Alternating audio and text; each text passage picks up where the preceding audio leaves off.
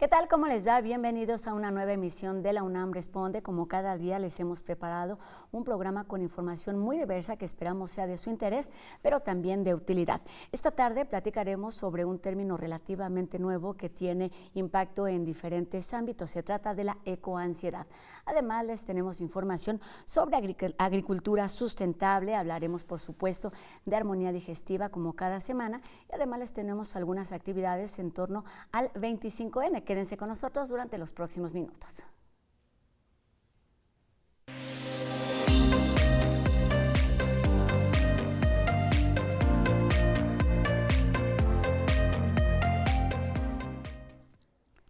¿Qué tanto te preocupa la crisis climática? ¿Cómo la situación del medio ambiente impacta en el bienestar de las personas? ¿Y qué tan normal es que nos sintamos angustiados ante el desequilibrio de este medio ambiente? Pues estas son algunas de las líneas, algunas de las preguntas que serán abordadas en el 7º Foro Hispanoamericano de Periodismo Científico, del que recordarán hablamos hace unos días. Y bueno, esta tarde nos acompaña aquí una de las participantes de este encuentro que busca enfrentar los desafíos ambientales utilizando el periodismo como herramienta. Se trata de Irene Baños Ruiz, quien es periodista especializada en temas medioambientales y también divulgadora de España. ¿Cómo estás, Irene? Bienvenida a la UNAM Responde. Muchísimas gracias, es un placer estar hoy con ustedes. Pues un gusto que estés aquí en la Ciudad de México, en la universidad. Eres parte de este foro que toca muchos temas relacionados con el medio ambiente, pero la principal herramienta o el eje conductor es el periodismo. Cuéntanos, Irene, desde cuando el tema, la situación, el equilibrio del medio ambiente se volvió un problema no global, sino individual, de percepción, de salud individual. Efectivamente, el tema de la crisis climática y ambiental en la que nos encontramos es muy importante que recordemos que afecta de forma directa a la salud humana, claro. De muchas formas, ¿no? No es solamente un tema que afecte a los osos polares o al planeta en abstracto, sino que realmente el impacto, quienes más lo vamos a sufrir somos los seres humanos. Además, cada vez más nos damos cuenta de que esos impactos no van a ser solo físicos, sino también psicológicos, ¿no? Pensemos, por ejemplo, en cómo puede afectar cuando hay un fenómeno meteorológico extremo, ¿no? Pensemos en una sequía, pensemos en un huracán. Todos esos eventos obviamente impactan en quien tiene una salud mental más vulnerable, pero también cada vez nos damos más cuenta de que afecta también a nuestras emociones. Claro, estamos hablando entonces de un impacto emocional. A eso me refería justo en esta primera pregunta. Cuéntanos en qué consiste, a qué se refiere este término de ecosalud. Efectivamente, ahí entra el ecoansiedad. Ecosalud también me gusta como término. Ahí entra precisamente este término de ecoansiedad, que se empieza a utilizar allá por el 2019. La Asociación Psicológica Americana, de Norteamérica, por supuesto, la describe como el miedo crónico al desastre ambiental, pero en realidad es un conjunto más amplio de emociones, ¿no?, que sentimos a la hora de tener ese despertar, esa concienciación sobre la gravedad de la situación climática y ambiental en la que nos encontramos. Y en ese conjunto de emociones pues podemos sentir desde miedo, pero también frustración por decir, bueno, vale, entiendo la gravedad, pero ¿qué puedo hacer? Yo no tengo herramientas. También puede ser cierto sentimiento de culpabilidad. Ahora tengo la información, sé lo que está pasando, pero no puedo evitar contribuir al problema. Por tanto, es una amalgama de emociones que cada persona percibe de una forma distinta, pero que al final el gran problema es que nos puede llevar a la parálisis, ¿no? A decir, bueno, pues prefiero no hacer nada, tiro la toalla, porque el problema es demasiado grande. Justo hablaremos de esta parte, pero dijiste una palabra importante. Es necesario, es importante el despertar de la conciencia, el saber dónde estamos, cómo estamos y qué podemos hacer. Cuando esta parte es normal y es lo ideal además, y cuando se vuelve un problema que hay que atender. Te agradezco la pregunta porque efectivamente me gustaría insistir en que la ecoansiedad es casi la respuesta lógica, claro, que debería estar despertándonos en la mayoría de las personas, ¿no?, al tomar esa conciencia. Casi sería positivo que una gran mayoría de la población sintiera parte de esa ecoansiedad. El problema, cuando se convierte en una problemática de salud mental, es cuando afecta en el día a día, ¿no? Por ejemplo, cada vez más encuestas muestran que la juventud a nivel global, pues eso le genera sentimiento de ansiedad, ¿no? Muy parecido a esos síntomas de no querer levantarse de la cama, no poder ejercer sus estudios o su trabajo de una manera normal, incluso ataques de pánico, falta de aire. Ahí es donde se convierte en un problema que necesita, ¿no? Digamos, acompañamiento, claro, psicológico. Pero es muy importante incidir en que la ecoansiedad como tal no es una enfermedad, sino una respuesta lógica, y que lo importante es transformarla en una aliada, ¿no? A mí me gusta insistir en eso, en que es nuestro despertar, que nos está diciendo, ojo, ¿no? Hay una bestia detrás que te está diciendo corre, y ahora lo importante es saber hacia dónde correr. Esa es la siguiente pregunta, el siguiente punto. Ya que reconocemos, ya que entendemos la situación, el momento en el que estamos, ¿cómo actuar? Es decir, ¿para qué nos debe servir esta sensación de angustia, de preocupación ante algo que evidentemente está sucediendo? Pues aquí lo importante es saber que vamos tarde, porque, por ejemplo, a nivel de crisis climática, no de cambio climático, ya ha aumentado la temperatura media de la Tierra de una manera que nos está generando un desequilibrio en los ecosistemas y un aumento en la frecuencia y la intensidad de los eventos meteorológicos extremos, por ejemplo, pero nunca será demasiado tarde para empezar a actuar, ¿no? Porque aunque estemos en una situación grave, siempre va a poder ser más grave. Entonces siempre vamos a tener capacidad para evitar que esos impactos sean mayores. Y esa debe ser la idea. Hablar de acciones concretas es muy difícil porque también depende del contexto, del lugar en el que nos encontremos, ¿no? Pero a nivel global lo que está claro es que hay que accionar la parte política, ¿no? Que son quienes tienen ese poder, y como ciudadanía también tenemos ese rol. Y para eso una de las cosas más importantes es hablar de estos temas, darle el espacio, que la gente empiece a entender que esto es tan importante como cuidar de la salud en cualquier otro aspecto, ¿no? Igual que teníamos esas campañas contra el tabaco, por ejemplo, en su día, ahora tenemos que empezar a concienciar contra esas acciones que están contribuyendo a empeorar la crisis climática y ambiental. Oye, en este sentido, cuéntanos, es un término nuevo, ¿qué tanto ha sido estudiado o utilizado tanto por la academia en general, pero en particular desde el periodismo, desde este interés de utilizarlo como herramienta, como bandera, como motor para promover la acción? Poco a poco vamos, ¿no? Como siempre, esto no avanza lo suficientemente rápido, pero sí que se ve que cada vez hay más interés desde los medios de comunicación por transformar la forma en que informamos. Aún así sabemos que el periodismo peca de muchos otros problemas, como la precariedad, la falta de tiempo, que impide a muchos colegas realmente ofrecer esa información tan completa que necesitaríamos. Para que esa información nos motive, ¿no?, a tomar acción y no solamente nos deje en la preocupación, en el miedo, en la frustración, necesitaríamos entender la gravedad de la situación, entender cuáles son las causas, cuáles van a ser las consecuencias de no actuar, pero muy importante, necesitamos respuestas. ¿Qué hago yo con esta información? Que al final es lo que nos genera esa sensación, ¿no?, sobre todo de impotencia y frustración, leer titular tras titular la gravedad en la que nos encontramos. Por ejemplo, ahora que se está celebrando la Cumbre del Clima, que cada año recibe más atención mediática, pero casi siempre es solo, bueno, no se consiguió nada un año más. Claro.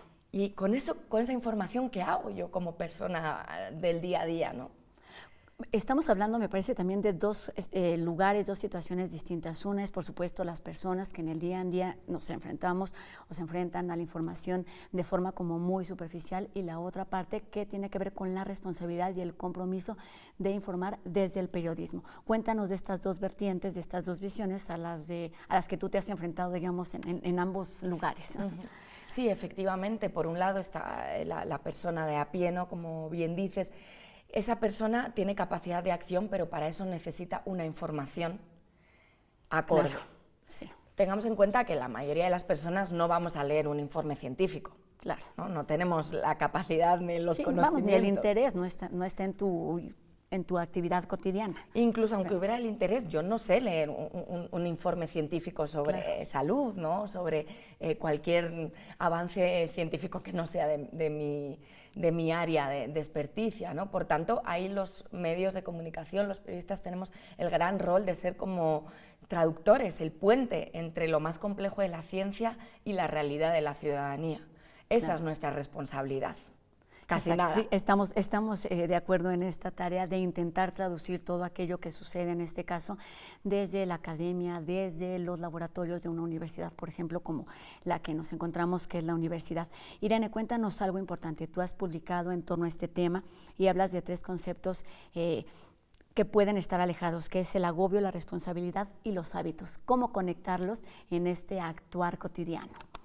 Para mí la respuesta para convertir esa ecoansiedad, ¿no?, en una aliada ha sido claramente activar, ¿no? Al final esa es la respuesta clara. Lo más importante es pasar a la acción y no quedarte simplemente en la preocupación y en el agobio. ¿Por qué? Porque si al final, aunque solo seas una persona, esa contribución que puedes hacer obviamente es más favorable que quedarte sin hacer nada. Claro. ¿No? Esta es la paradoja. Si quienes ya tenemos la información, quienes ya hemos tenido ese despertar, digamos, por el agobio decidimos al final no hacer nada, todavía va a empeorar más esa situación. Claro. O sea que sea lo que podamos contribuir, siempre va a ser más positivo que quedarnos en el agobio. Y una cosa para mí fundamental que puede hacer cualquier persona, para la que no hay excusa de no tengo dinero, no tengo capacidad, tengo que sacar adelante a mi familia, no tengo tiempo, es hablar del tema.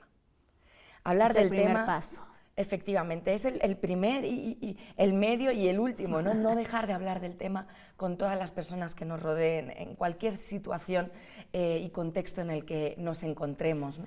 Cuéntanos de esto, es importante entender el contexto en el que nos encontramos, qué es lo que nos preocupa, pero hablaste al principio, por ejemplo, de desafíos importantes, de desastres, que es algo que afortunadamente sucede cada vez con más frecuencia, pero no es una cuestión del día a día. Cuéntanos qué otros factores de alerta nos motivan a despertar esta conciencia, cuáles son considerados estos estresores ambientales. Bueno, hay una gran variedad de estresores ambientales, ¿no? Porque la crisis climática y ambiental tiene muchas aristas. Sé que, por ejemplo, a la gente en el día a día de a pie, una de las cosas que nos agobia es ver la cantidad de plástico que nos rodea, por ejemplo, ¿no? En una ciudad como esta Ciudad de México, en la que veo que hay mucha cultura del café para llevar, ¿no? de la comida de calle, estamos constantemente consumiendo, por ejemplo, todos esos envases de plástico. Y ahí, por ejemplo, uno de los grandes cambios que podemos hacer es que muchas veces la narrativa es luego reciclamos, ¿no? Intentamos separar los residuos y estamos en ese camino para que los procesos de reciclaje sean más eficientes, pero ¿por qué no pensar primero en reducir? Es decir, ese café que nos tomamos por la mañana, en vez de ir y que nos den el vaso en la tienda, ¿por qué no ir ya directamente con nuestro vaso reutilizable en el bolso, ¿no? en lo que llevemos, que nos acompañe, que no es una gran carga, no es un gran cambio que nos pueda suponer un esfuerzo tan grande? Y fíjate ese pequeño gesto, cuánto plástico puede ahorrar en un momento. No necesitaríamos invertir tanto en mejorar los sistemas de reciclaje si directamente pudiésemos reducir ese residuo en un primer momento. Si evitamos, esta es la primera tarea, justamente en el momento en el que nos encontramos, que quizás han ido cambiando a lo largo de la historia, ¿no? Durante mucho tiempo sí fue reutilizar, reciclar, y en este momento la indicación o la necesidad principal tiene que ver con el dejar de generar recursos, además de forma innecesaria. Irene, cuéntanos desde el periodismo cuáles son los retos, las herramientas con las que se cuenta para poder compartir esta preocupación y este interés sin caer en la apatía, en el impacto terrible de ya no hacer nada y de no mover un dedo, que es a lo que no debemos llegar. Es importante partir, por ejemplo, o romper con el concepto de los blancos y los negros, ¿no? Esos titulares en los que criminalizamos ciertos comportamientos y que hace que la gente muchas veces también se sume en la culpa, ¿no? Y como en decir, bueno, yo no puedo hacer más. Creo que tenemos que alejarnos un poco de esa idea moralista de culpar también a la ciudadanía de todos esos problemas, porque eso genera rechazo. Muchas veces las personas lo que dicen es: yo ya tengo suficientes dificultades como para que me vengas a exigir algo más, ¿no? Quizás yo no puedo prescindir de mi carro para desplazarme de un sitio a otro, yo no puedo hacer todos esos esfuerzos que se me están pidiendo, necesito ayuda de la estructura. Entonces, más bien, mandar mensajes constructivos, que motiven y aporten esa idea de desde donde puedas y como puedas, lo que hagas está bien, ¿no? Y no solamente culpabilizar, pero también necesitamos ejemplos que nos inspiren, por ejemplo. No vale solamente con decir esto está mal hecho y mostrar eso que se hace mal, sino mostrar aquello que se hace bien. Decir, y los resultados, pues, claro. Efectivamente, en la Ciudad de México hay esta iniciativa que se puede replicar, que se puede escalar, que se puede ampliar. Tomémosla como ejemplo para seguir avanzando. ¿Sabes? Y como me parece importante también como tomar ciertas banderas, es decir, justo no puedes estar pensando todo el tiempo en lo que no utilizas en la ropa, pero en qué te mueves, pero qué cosas consumes. Quizás sea muy agobiante cargarte todas estas razones, pero sí comprometerte con ciertas causas que ayudan al medio ambiente, que tiene que ver con tu interés personal. Y también me gustaría apuntar que adelante. Es muy importante desde los medios de comunicación que enfaticemos los beneficios de esos cambios, ¿no? Hay un mensaje que me gusta repetir que es: no se trata de que vivamos peor para frenar la crisis climática ambiental, sino que frenar la crisis climática ambiental nos va a ayudar a vivir mejor, que dejemos de verlo como un esfuerzo todo el rato, ¿no? Y como una carga, un sacrificio. Ahora tengo que dejar de ir en mi carro y me van a prohibir comer carne, o todos estos mensajes, ¿no? Que están calando, y que lo veamos al revés. ¿Cuánta salud, cuánto bienestar voy a poder ganar si de repente me puedo mover de forma libre y sin que sea un riesgo constante en bici, ¿no? que he visto que hay gente que lo está intentando en Ciudad de México, si me puedo desplazar en transporte público o en bici sin que eso suponga un problema para mi salud o para mi seguridad, ¿no? ¿Qué podemos ganar? Claro, y me parece que además desde este cambio de chip en el sentido de actuar, impacta también en tu salud emocional, en esta salud psicológica, porque estás tratando de aportar, de sumar y no precisamente de sufrir. Pues para allá iba justo con mi última pregunta: ¿cuáles son las posibilidades, la necesidad de mostrar estos cambios, este impacto? Y creo que lo acabas de mencionar.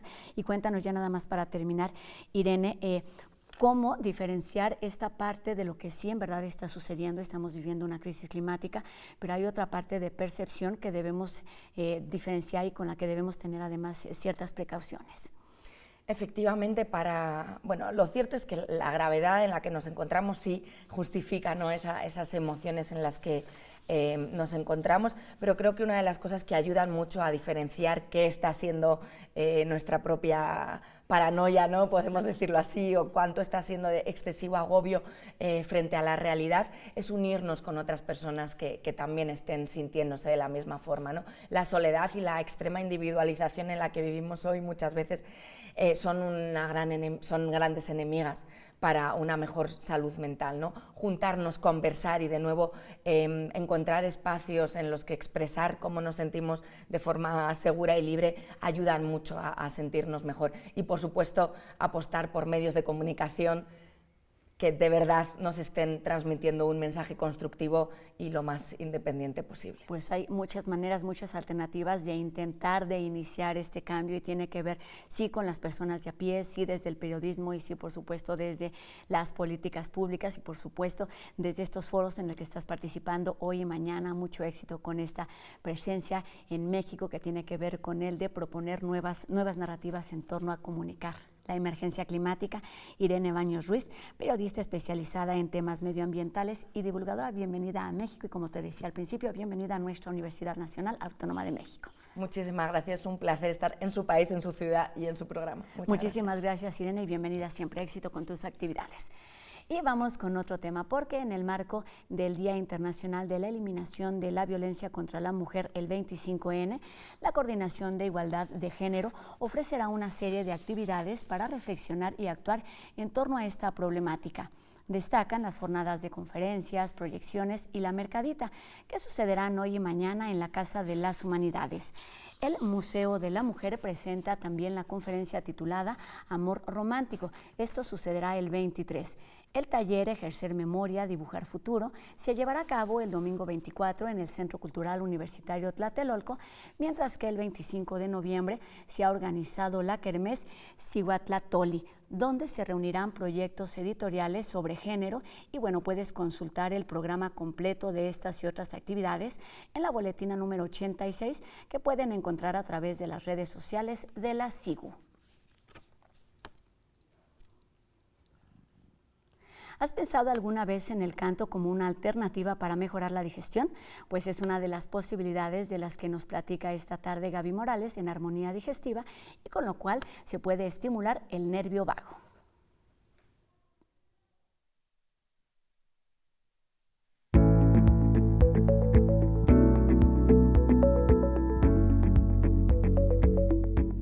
Hola a todos, bienvenidos a Armonía Digestiva. Yo soy la nutrióloga Gaby Morales y hoy les voy a platicar un poco sobre cómo podemos estimular al nervio vago.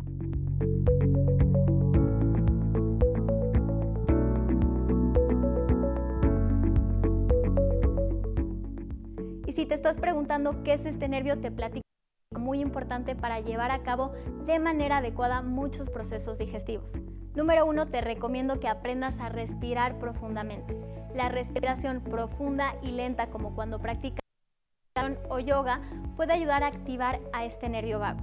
Esto relaja tu cuerpo y reduce el estrés. Número 2, canta, tararea o ríe.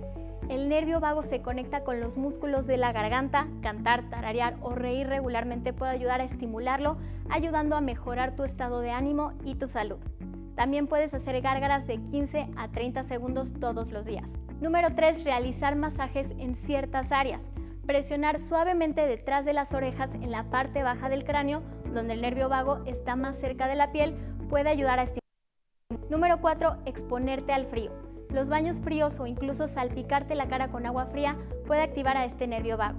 Esto ayuda a reducir el ritmo cardíaco y calmar el cuerpo. Claro, si tienes una condición preexistente, consulta primero a tu médico. Si quieres saber más de este tema, me puedes encontrar en redes sociales, Instagram o TikTok como NutGaby Morales.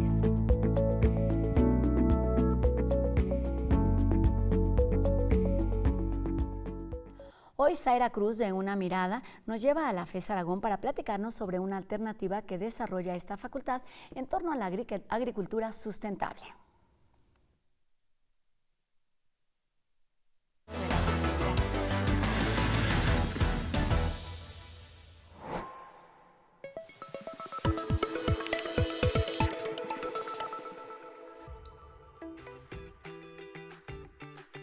La agricultura del mañana se encuentra desafíos sin precedentes. De acuerdo con datos del Instituto Interamericano para la Conservación de la Agricultura, para el 2030 la producción agrícola se encontrará en riesgo por escasez de agua. Fue en el 2003 cuando el Centro de Prácticas Productivas de la FES Aragón implementó la agricultura protegida a través del sistema hidropónico como método de cultivo, el cual consiste en sembrar plantas sin usar tierra.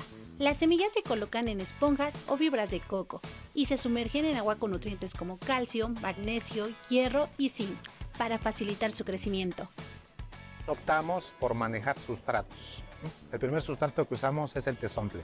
Sin embargo, también empezamos a trabajar con la fibra de coco y también con la hidroponía. La hidroponía implica cultivar en agua. De hecho, desde el mismo término nos dice hidro, agua, ponos, técnica, ¿no? Técnica de producción en agua. Los vegetales y las plantas que se cultivan en estos invernaderos no solo se producen de manera eficiente y ecológica, sino que también se venden a un precio accesible, permitiendo que la comunidad aprecie y reconozca el valor de estos alimentos de alta calidad. Algo importante que quiero mencionar es que la agricultura protegida implica un costo adicional que muchos agricultores no podían hacerlo. Y entonces, para que esto sea rentable, implica manejar cultivos que sean de ciclo corto y que además den un alto valor en el mercado. Entonces trabajamos principalmente con hortalizas, jitomate, lechuga, fresa, chiles, los pepinos. El proceso de producción agrícola inicia con la siembra y trasplante de semillas, para después continuar con la tarea de eliminar brotes laterales, fomentando un crecimiento óptimo. Simultáneamente, se implementan estrategias de polinización, rigurosos protocolos de control de plagas y enfermedades, para proteger la salud de los cultivos. Tras un periodo de aproximadamente 3 meses, se alcanza el momento de la cosecha. Afortunadamente, llevamos registro de los consumos de agua que tenemos en cada uno de los cultivos.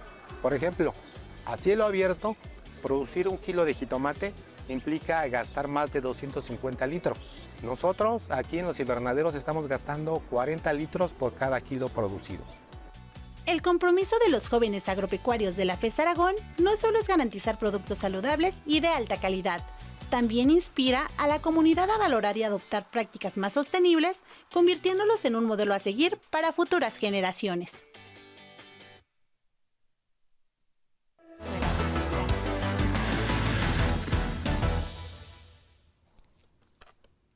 Importantes estos proyectos que se hacen en distintas facultades y por supuesto saludos a la FES Aragón. Con esto terminamos nuestro programa de hoy agradeciendo a Fernanda Ramírez su participación en la interpretación de lengua de señas mexicana que nos permite llegar a un público más amplio, y a todos ustedes les recordamos que podemos estar en contacto a través de nuestras redes sociales. Háganos llegar sus dudas, sus comentarios y los temas que les gustaría que aquí abordáramos. Sigamos haciendo juntos La UNAM Responde. Mi nombre es Rosa Brizuela y recuerden que tenemos una cita aquí mañana, 2:30 de la tarde en TV UNAM. Adiós. Porque has formado a las grandes mentes del país. Aunque no eres mi alma mater, te siento muy mía. Porque tus servicios también nos benefician como sociedad. Porque estoy orgulloso de que mi nieta estudie en la mejor universidad. Porque eres solidaria en las emergencias. Porque aquí empezó mi historia. Porque eres un espacio abierto, libre y plural. ¡UNAM! UNAM. UNAM, UNAM. ¿Cómo no te voy a querer? ¿Cómo no te voy a querer? ¿Cómo no te voy a ¿Cómo no te voy a querer? ¿Cómo no te voy a querer?